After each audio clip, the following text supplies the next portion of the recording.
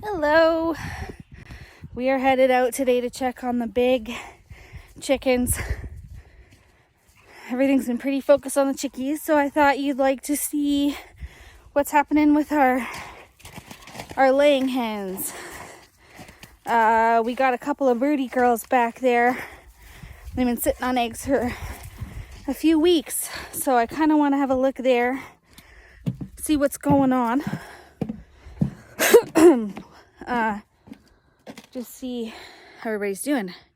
Look at how weird this ice is melting back here. That's weird. Anyway, let's go have a look back here and see what is going on. It's really mucky. Hey, girlies. Why are two of you escaping? Hey. Oh, you're back in. Okay. Hey, girls and guys. I love this little bantam's like little... Hi. Yeah, I know. You crazies. Willie.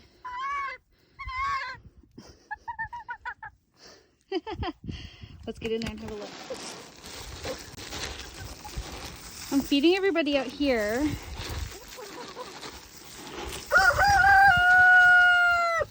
Willie. Yeah, you guys are all right. And that way I can go in and have a look, see what these broodies are doing in here. All right, let's see what's happening in here. We still have food in here for them, of course. All right, we got a nest back there. Stuff going on. Nothing else. Eh? So it looks like she's just taking a little break. Normally they're always on there. Let's see.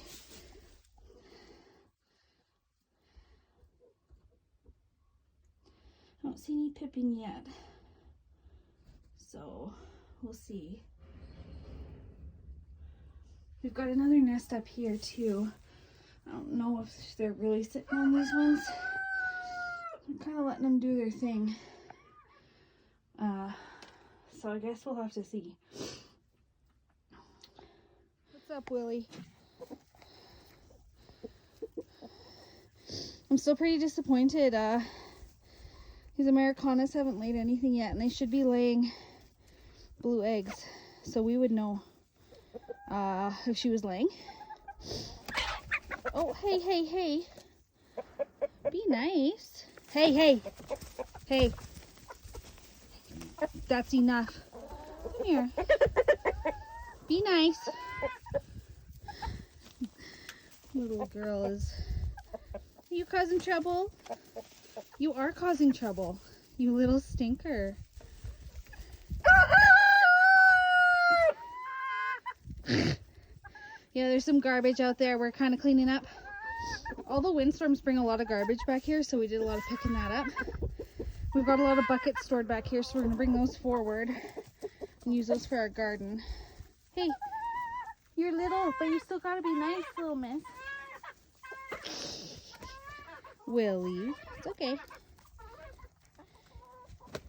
Hey, it's all right. Hey, what's up? You are a crazy girl. Hey? You are a crazy girl back there.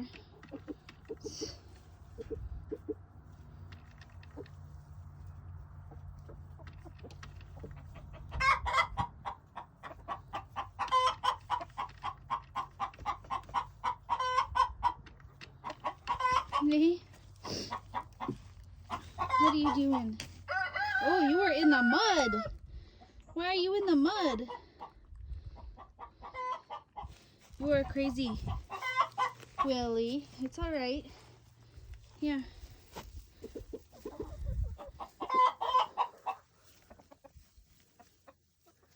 Yeah. And see, she's squawking here. So I wonder if it's her that's broody. I'm not sure. But it's normal for chickens to leave their little nests for up to an hour at a time. What are you peeping at? Little miss, I don't lay no eggs. It's normal. So we'll see. We'll see what happens here.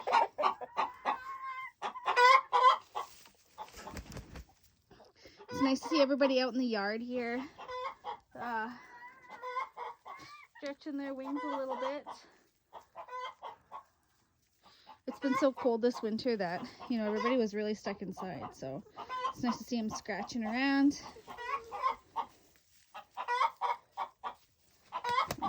Doing their little chicken thing.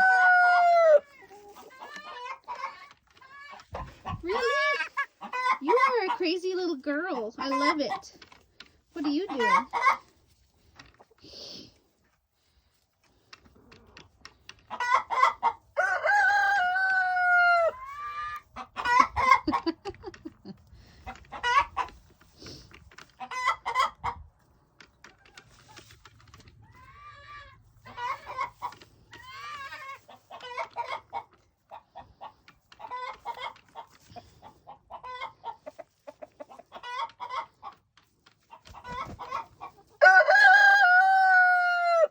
Okay.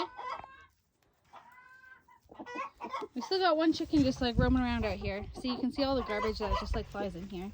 Are you gonna fly over or what? You crazy girl. You are crazy.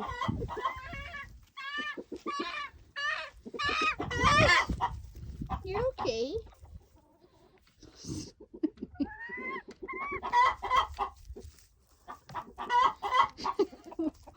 You're silly. You guys are silly. What's the matter in here? What's up? Willie, it's okay.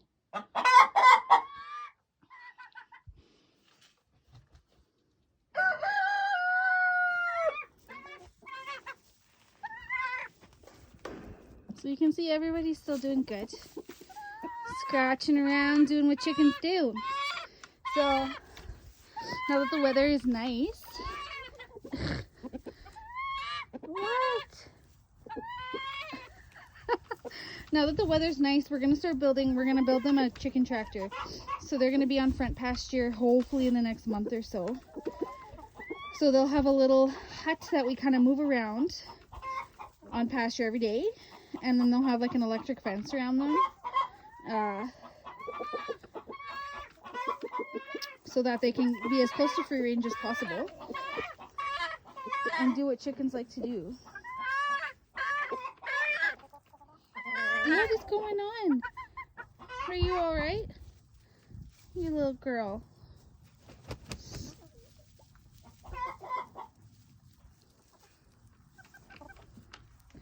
I just love her though. She's so small. So cute. Hey, Willie. Hey. Be nice. Gotta watch my back with that guy. Yeah. What's up? Just screaming. Oh. Hey.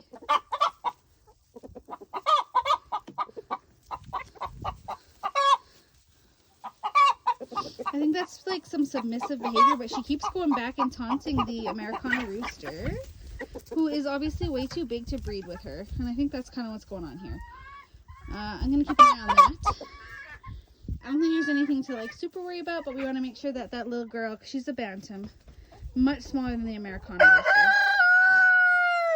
Thank you, Willie, for your contribution. We want to make sure she's not getting hurt by him. Ideally, you know, we should probably have a different place for her, but we don't have any other bantams right now, so we'll have to see how this goes. See what happens. It sounds like she's being a little bit of a troublemaker, to be quite honest. So we'll have to see. It's also springtime, so everybody's kind of feeling it, you know.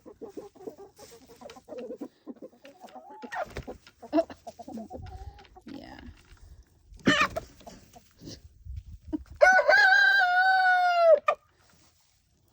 about? You guys are crazy.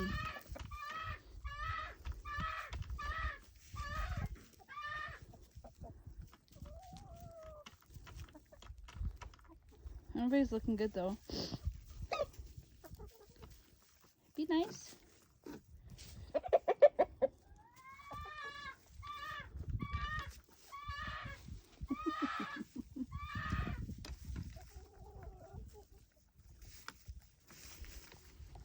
So you can see she's back on there now. She's eaten. She's been outside. That's that little Polish bantam again. But you can see she is back. And so what they do actually, you can see some are kind of outside. They're so smart chickens. They will rotate all of their eggs around underneath them so that A, they're being turned, and B, they're able to keep their temperature regulated. So they're so smart, they do this all on their own. And they say up to like 5 times a day, if you can believe that. Himmy, you gotta chill, man. Yeah, you. Thank you. So she's back there. She's happy. So I'm super excited to see what happens here. We'll see. Super excited. See how she's kind of like rotating herself to kind of get everybody covered up. Good girl. You're a good chicken. What are you doing back there? Okay, so we got another broody girl sitting on some more eggs back here. Yeah, you okay? Maybe we're gonna have some babies. It would be pretty exciting. All right, so that's the big girls. Just walking carefully here. It's super mucky. So we got some projects happening for these girls coming up. We've got the 50 Cornish Cross coming. Hey, Sades. We've got the 50 Cornish Cross coming. So you guys saw the brooder is set up for them. By then, everybody in there will be feathered out. So we have some time to kind of get their stuff organized. So that's going to kind of be our goal coming up here. Getting stuff organized and ready for the new chickens. So Sunday, a couple days from today, or tomorrow I guess it is now. Oh, hey, Sades. We are gonna build their tractors so that it's ready to go. They won't be out there. Like probably from 6 weeks from now is when they'll probably be ready to be on grass. So, oh, excuse me, we've got some time. But I mean, we like to be ready. I don't like doing things at the last second and then things aren't built very well and all that. So I'm headed out to pick up a few last minute supplies for that for tomorrow because our building stores are closed on Sundays here. So I'm going to do that today. And then we're going to start working on the tractor for the layers. And so those need to be a little bit different from each other because they're for different purposes, right? When we have meat chickens, oh, excuse me, I don't know why I keep yawning. They're only around for, 8 to 10 weeks. So what they need in terms of shelter and being happy and healthy is a lot different than the chickens that you have long-term, right? Our long-term layers. Those girls need nesting boxes. There's more of them staying around longer, right? So they need a little bit more room to roam, all that good stuff. Cornish Cross are just a completely different type of chicken. They are bred to grow quickly, and they don't, inherently, they just don't forage around as much as a chicken who's not bred for that. So we obviously want to give them the opportunity to do that. That's why we're raising them on pasture still. We still want them to be happy, healthy, chickens, but they don't need the amount of space that a smaller, maybe dual purpose breed would need. So what I think we're going to end up doing for our Cornish Cross, so the meat birds, they're going to be in hoop houses. We have a bunch of cattle panels that we used. We tried to build a trellis garden behind the swamp last year, and it just didn't work. We were surrounded by way too much farmland, way too much pasture, and the frost just really destroyed everything that kind of grew back there. So we're going to take that apart and use those cattle panels to bend over a rectangular base, and then have half of it covered so that they have shade, and then they will be in there. I think what we might do is do big enough to do a set of 25 in each, so we have 2 separate tractors, just for size, right? So I think we'll do that, which is fine. We'll calculate out kind of what size they need. And you can hear Willie. He's just so loud, that guy. Yeah, we'll calculate that out. We'll have the 2 of them ready to go, and they'll just be sitting on our front pasture, just like waiting for that to be ready. And then we are going to get to work on our other tractor that we wanted to use for our layers.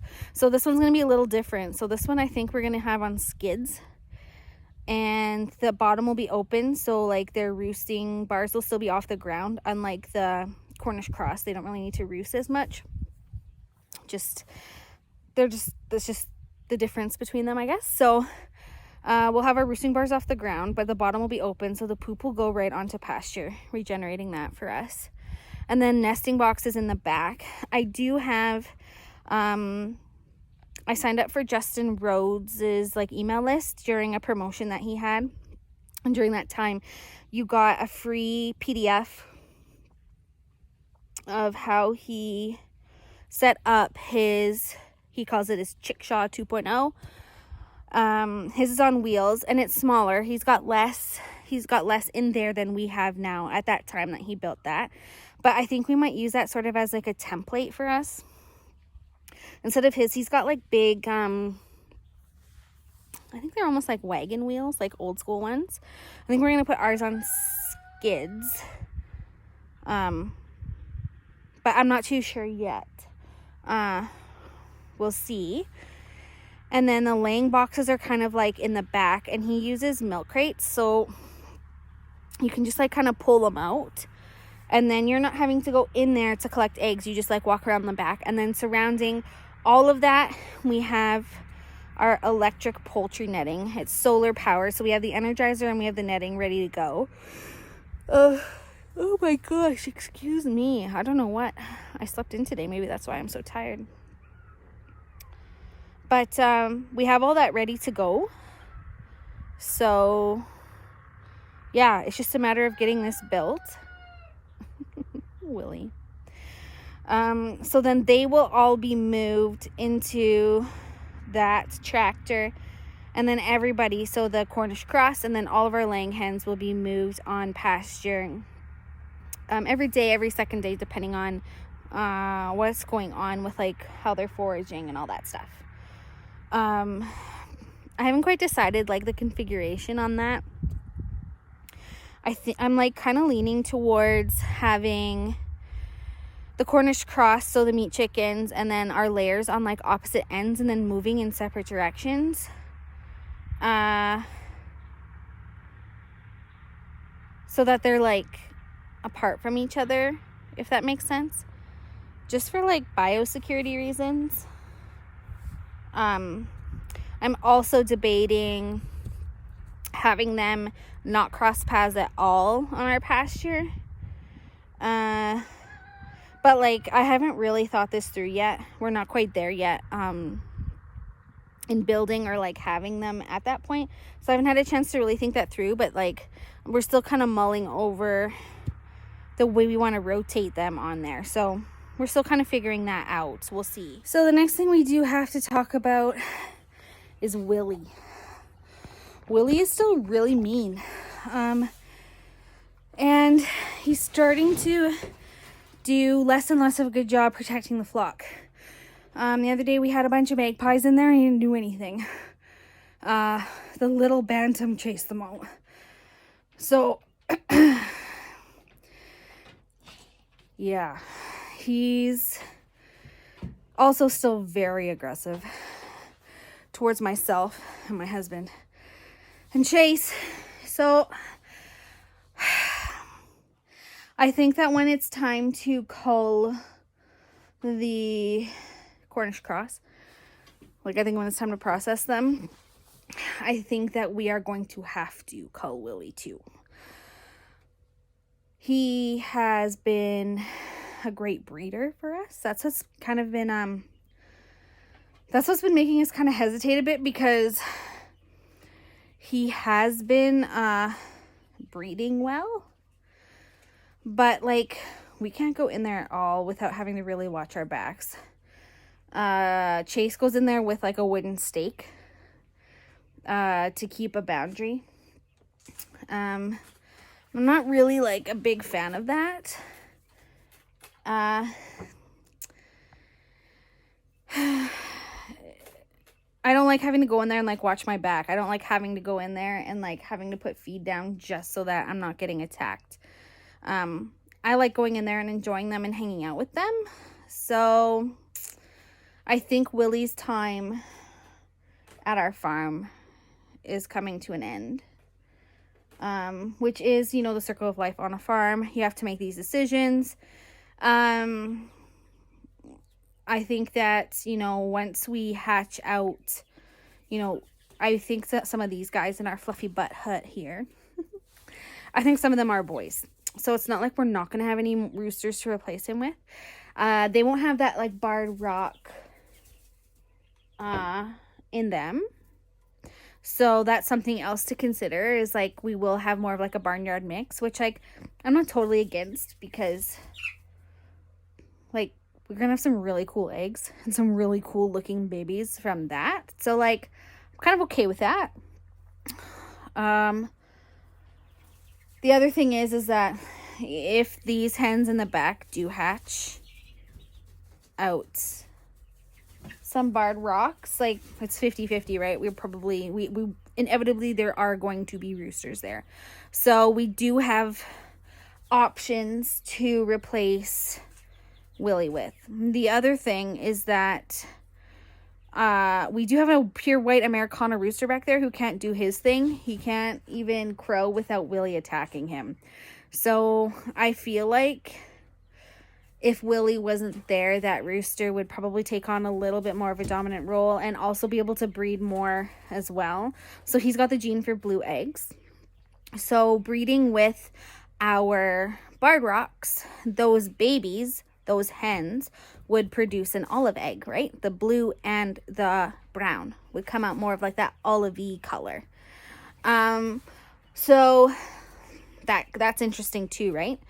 I think it would also produce some really beautiful looking chickens. I mean, I recognize the place for like those pure lines. I mean, I buy pure lines of chicks when I want to diversify. I do have some olive eggers, so I mean, you can hear them just like going crazy behind me, I think.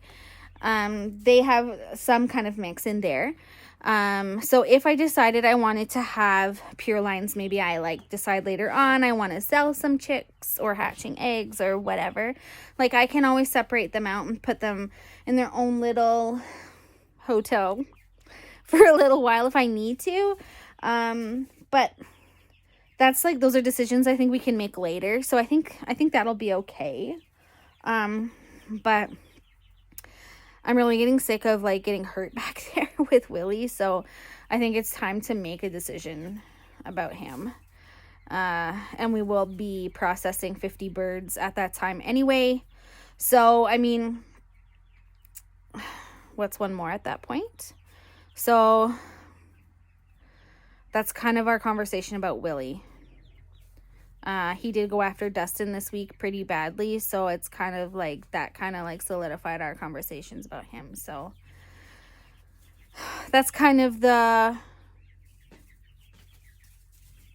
latest news about Willie. Who doesn't want an update on these guys? Look at how big they're getting. The black ones are starting to really fly. Really, I think they could be back. The black ones, the Isbars and the black copper marins, I think are just about ready to be back. They really don't need to be on heat.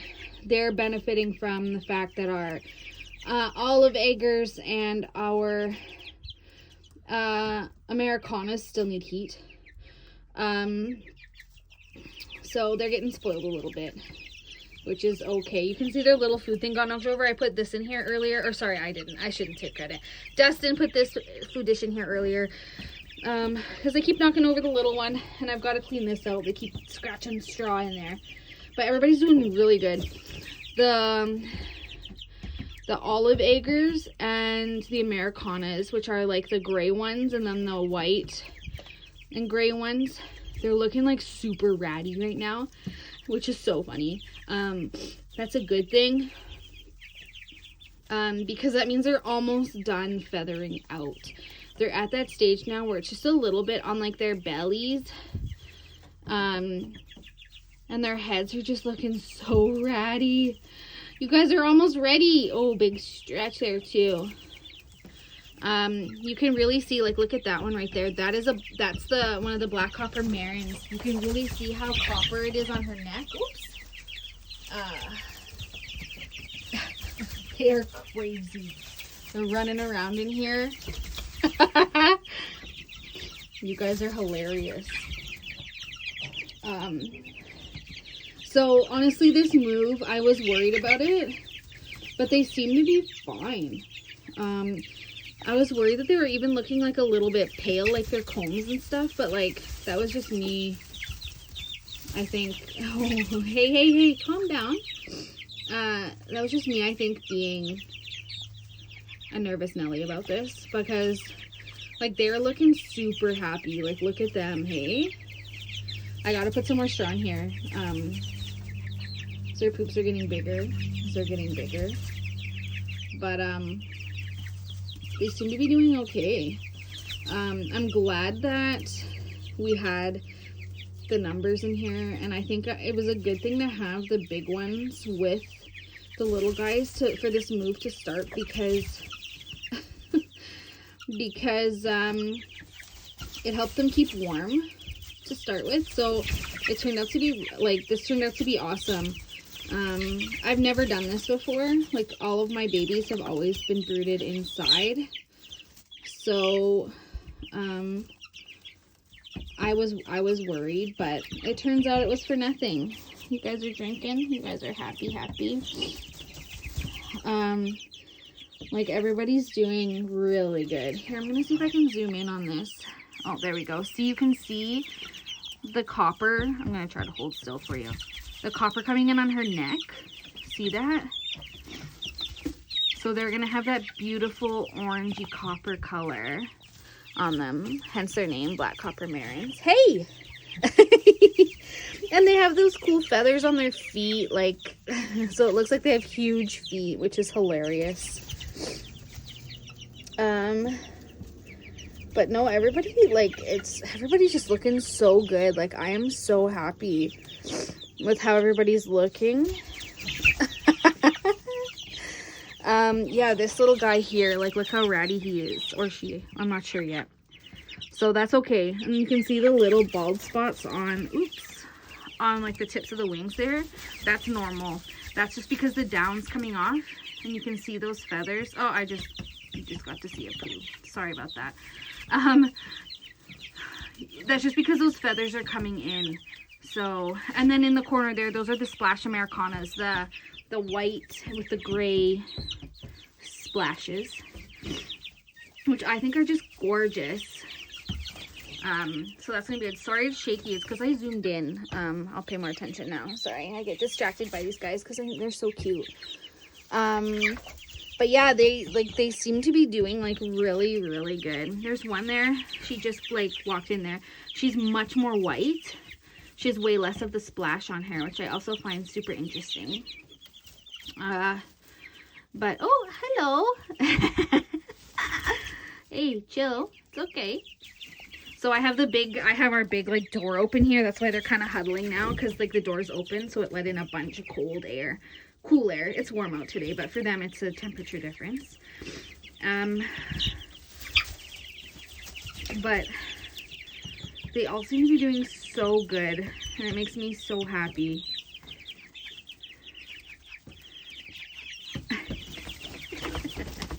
You can hear them all just rustling around. Look at you. What are you doing? You going on an adventure over here? Way to go. They're venturing farther and farther away from the heat, especially the little ones.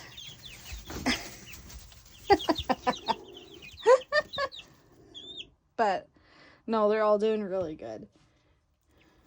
So that little yellow head, that's the down. That'll all be gone soon.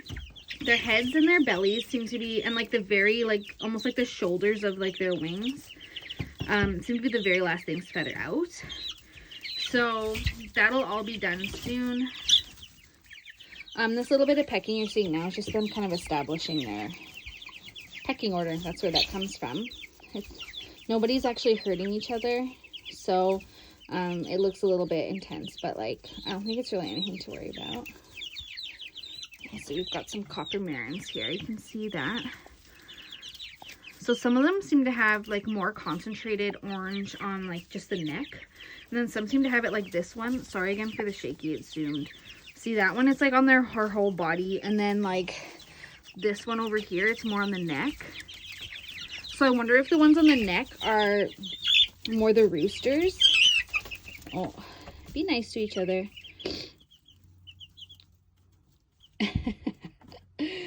I wonder if the ones on the neck are the roosters, because they have those really nice like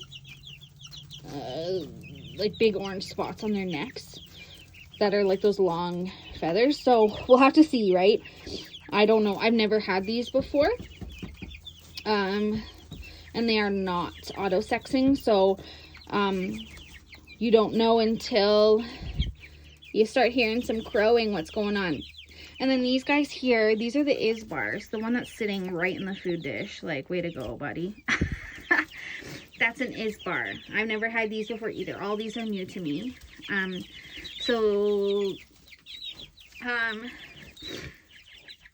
He's got a little bit of down left. I don't know if it's a boy or a girl yet either. These are not auto-sexing either. On the chest there, so he's almost ready here. She's almost ready to be fully feathered and fully out there as well. They also seem to have some feathers on their feet, which is like absolutely adorable. So yeah, we'll see what's happening here. I'm really excited though. So all my chickens, big and small, seem to be doing really, really good. All right, one more update too for you guys. Dustin is super, super excited about this. I'm a little nervous. I'm really excited, but I'm kind of nervous about it too. Dustin did a whole bunch of research and we decided to add turkeys to the farm too. So we are going to be getting 10 bronze Australorps we're going to be getting the 10 bronze Australorps at the same time as we get our Cornish Cross, the meat chickens. Dustin has been looking at them for a while and we decided, you know what, like at this point, what's a few more? We're already going to be brooding 50. What's 10 more?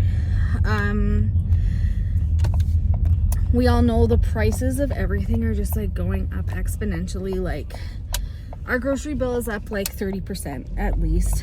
Gas prices are insane. And so we decided, you know what, like why don't we try our hand at turkeys now? I'm sorry, I'm on my gravel road. I'll be on the main highway here in a sec. Why don't we try our hand at turkeys, and if we do it now, by the time that they're ready to process, it will be Thanksgiving. So we will have our own homegrown turkeys ready for Thanksgiving, which I think that would just be so cool. So I'll try to put a picture up right now. Tara, put a picture here of what a bronze Australorp, or not Australorp, that's a chicken, bronze Australorp is. So these guys are really big. The toms, so the boys, get between 35 and 40 pounds at 18 weeks. And the girls, I think, or the hens are like 20 and 25 pounds each, I think. I could be wrong. I'm pretty sure that's what my brain's telling me I read. So, some big turkeys. So these ones are also really, they're known for their marbled meat. So it's like, you know how a ribeye steak has that marbled fat in it? That's what these guys are known for. And they have much darker meat than what you're used to seeing in a grocery store. But we've heard like really, really good things about them. So we are going to try our hand at these guys. So obviously you guys know me by now. I've done a lot of research on brooding turkeys. So they need a much, much higher protein percentage at the beginning of their life than baby chickies do. So we are going to brood them for the first few weeks separately. I've also read that turkeys really try to die on you. So they're a little bit harder to keep than chickies. So that's why we went with 10. Originally we were going to do 6, but we thought, like if we have like a big loss at the beginning, even you know, like 30%, that would be a huge loss at that stage, right? So we went with 10, and if we have really good luck, you know, we have so far in our brooding experiences, but I mean, this, you never know when you're doing this stuff, right? So if we have really good luck, we can just sell them when we're ready. Like, that's fine. We can butcher them and sell the turkeys. We can sell them off as sort of grow outs too. Like, there are options for us, and that would create a little bit more cash flow for us too. So I mean, there's those options that we've got, right? So yeah, so we'll see. I think I'm gonna have the 10 turkey chicks in the house where we originally had the guys that are in the fluffy butt hut now. So these guys are all coming April 13th. So the ones that are in the fluffy butt hut now will be fully ready to move into our regular coop with everybody else. That's fine. They'll be good to go. We will have that done hopefully a week or two prior, so we can slowly integrate them into the flock, and that's perfect. No problems there. Then I'm going to obviously clean that out, do a quick sanitation, put some diatomaceous earth in there, put some wood chips down, and we're going to have, that'll be ready for the Cornish Cross. Then I will have the bucket inside, like our big container that we use for our what we did last time. So the turkeys will go there. I need to buy one more heat lamp. I have 2, but I think I'm going to put 2 lamps in the fluffy butt hut when we have the 50 Cornish Cross in there, so they're not all like squishing up and fighting over the heat source too much. So we'll have 2. We can increase that surface area, the square footage, for them to be warm, so there won't be anybody trampling over anyone. And then I'll buy one more smaller one for inside for the turkeys, so that for those first few weeks I can keep an eye on them and hopefully keep them from dying on me. So that is the plan. That's what's going on the farm right now. I am headed to our local Home Hardware. I need to pick up some wood brackets, and then there's clips that I want to get to put cattle paneling across there, screw them in. So I would need to go now because they're closed tomorrow. So that's the plan. That's the farm update. Hope you guys liked it.